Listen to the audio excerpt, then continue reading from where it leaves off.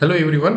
Last व्हिडिओमध्ये आपण equation of मोशनचं पहिलं equation v is equal to u plus a t हे आपण डिराईव्ह केलेलं आहे. येणाऱ्या व्हिडिओमध्ये आपण सेकंड इक्वेशन आणि थर्ड इक्वेशन काय करू डिराईव्ह करतो. आता पुन्हा मी सेम ग्राफ कन्सिडर केलेला आहे. टर्म्स मला सांगायचं झालं तर यू म्हणजे इनिशियल व्हेलॉसिटी, व्ही म्हणजे final velocity, t time interval, initial व्हेलॉसिटीची फायनल व्हेलॉसिटी अचीव्ह होण्यासाठी घेतलेला टाइम टी, आणि इथं व्हेलॉसिटी जी आहे ती इन्क्रीजिंग व्हेलॉसिटी आहे. आता आपल्याला हा सुद्धा एक बेसिक थंब रूल माहिती आहे की area under the velocity time graph is nothing but magnitude of the displacement. म्हणजे हा जो व्हीटी ग्राफ आहे, हा जो काही ग्राफ आहे हा व्हीटी ग्राफ आहे. ह्या व्हीटी ग्राफच्या अंडर असणारा हा जो काही एरिया आहे, हा एरिया म्हणजेच काय आहे, मॅग्निट्यूड ऑफ डिस्प्लेसमेंट आहे. बरोबर. मला ती मॅग्निट्यूड ऑफ डिस्प्लेसमेंट जर मला फाइंड आउट करायची असेल तर ती मला कशी घ्यावी लागेल. हा जो एरिया आहे, हा जो ट्रॅपेझॉइडल एरिया आहे, ए बी सी डी ओ ए, हा जो एरिया आहे जो ए बी ह्या व्हेलॉसिटी टाइम ग्राफच्या अंडर आहे, त्याचा एरिया मला काय करावं लागेल, मेजर करावा लागेल. आता मेनली सिम्प्लिसिटीसाठी, सोपं करण्यासाठी आपण काय केलेलं आहे, हा एरिया आपण दोन एरियामध्ये डिवाइड केलेला आहे.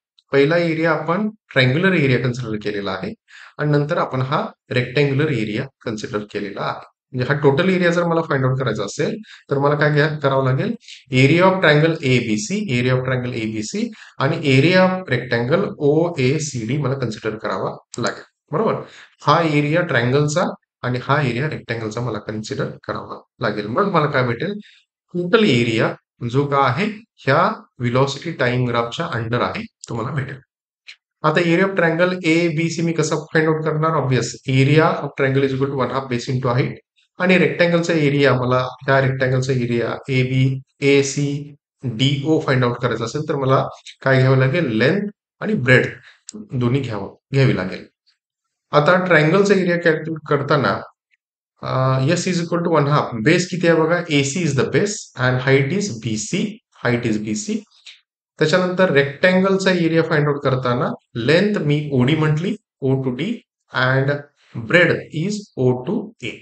आता ग्राफनुसार जे काय व्हॅल्यू आहेत ते आपल्याला पुट करायचे आहेत.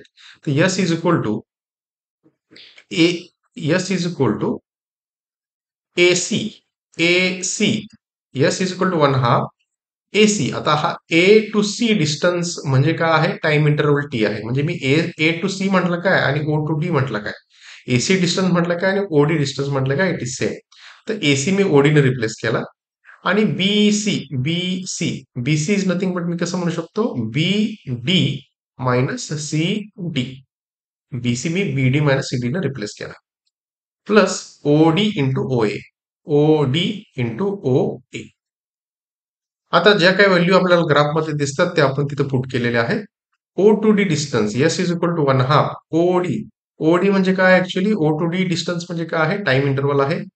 Then BD, B to D, B to D distance म्हणजे ह्या ग्राफमध्ये काय आहे, जी फायनल व्हेलॉसिटी ऑब्जेक्टनं रिच केली ती फायनल व्हेलॉसिटी म्हणजे काय आहे, बी टू डी डिस्टन्स आहे, B to D distance. C to D distance म्हणजे काय, C D distance is nothing but initial velocity जी आहे सी डी. पुन्हा OD, OD is nothing but time interval t, आणि O A is nothing but the initial velocity. त्या value ज्या काय त्या आपण सगळ्या पुट केलेल्या आहेत. आता आपल्याला velocity is equal to u plus a t हा आपण पहिलं इक्वेशन आपण डिराईव्ह केलेलं आहे. तर हेच इक्वेशन मी थोडंसं शफल केलं. ही यू ची टर्म मी लेफ्ट हँड साईडला घेऊन आलो, तर v minus u is equal to a into t. बरोबर. तर ह्या इक्वेशनचा आता आपण यूज करणार आहे. हिथं ही जी व्ही मायनस यू ची टर्म आहे, ही व्ही मायनस यू ची टर्म मी एटी न काय करेन, रिप्लेस करेन आणि परत हे इक्वेशन मी रिराईट करतो. आता हिथं हा व्ही मायनस यू जो आहे तो मी एटी न रिप्लेस केला आणि हे इक्वेशन पुन्हा सॉल्व्ह करेन. आता मी सॉल्व्ह केलं इक्वेशन पुन्हा, तर मला काय भेटेल, s is equal to one half t into t, t into t, it will become t square into t into u. So t into u, and फक्त मी हे इक्वेशन, ही टर्म मी पहिल्यांदा लिहिली इथं आणि ही टर्म मी दुसऱ्यांदा लिहिली. तर s is equal to t into u plus one half t into a into t. म्हणजेच काय, एस इज इक्वल टू, पुन्हा हे इक्वेशन जस्ट रिव्हर्स करून लिहिलं, तर s is equal to u t plus half t square.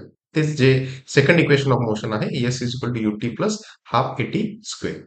तर इथं आपल्याला मेनली हा जो ट्रॅपोजॉइडल आहे त्याचा एरिया फाइंड आउट करावा लागेल. That is nothing but the magnitude of the displacement. So this is the second equation of motion. Thank you.